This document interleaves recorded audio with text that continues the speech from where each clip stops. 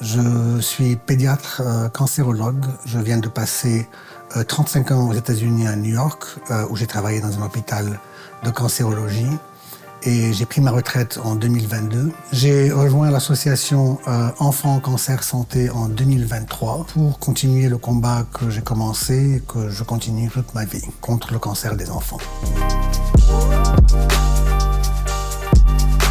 Les papillomavirus sont un type de virus qui est transmis par les rapports sexuels principalement et qui le plus souvent ne fait pas d'effet immédiat aux gens, mais au fil du temps, au fil des années, peut donner lieu à des lésions précancéreuses et éventuellement des cancers. Les choses importantes au sujet de ce virus, c'est qu'on ne peut pas le prévenir avec des préservatifs.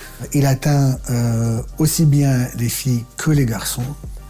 Et les cancers qui proviennent de ce virus sont aussi bien chez les filles dans les 2/3 des cas et chez les garçons dans 1/3 des cas. Et la relation virus-cancer dans ce cas est claire, nette et précise. Et donc c'est important de pouvoir prévenir ce virus pour pouvoir prévenir ce cancer. Quand on fait le vaccin contre le papillomavirus, dans 90% des cas ou plus, on prévient ces cancers-là.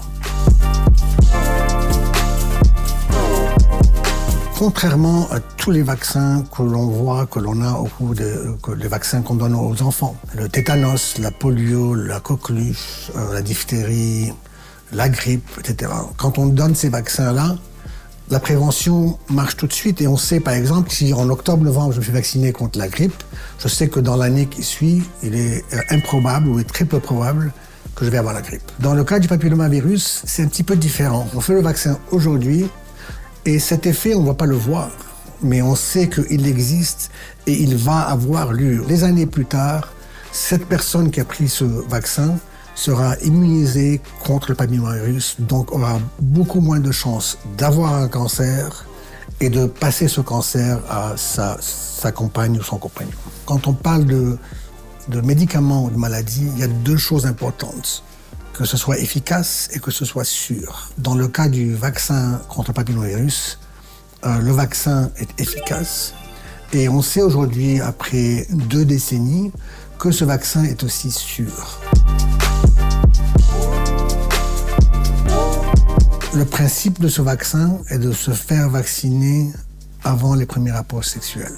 C'est très important parce que plus on a des rapports sexuels et plus le risque devient présent. Donc c'est important de se faire ça le plus tôt possible, à partir de l'âge de 10 ans. Si vous avez un enfant qui a 10 ans ou plus, il est important de le faire vacciner, comme je viens de le dire, pour prévenir l'infection, pour prévenir le cancer de cet enfant et pour prévenir le cancer de ses futures compagnes ou compagnons. Ceci dit, s'il n'y a pas eu de rapport sexuel avant 17 ans ou si on n'a pas eu d'infection avant 17 ans, il n'est pas trop tard, à cet âge-là en tout cas, de se faire vacciner parce que le but, comme je viens de le dire, est de prévenir un cancer plus tard dans la vie.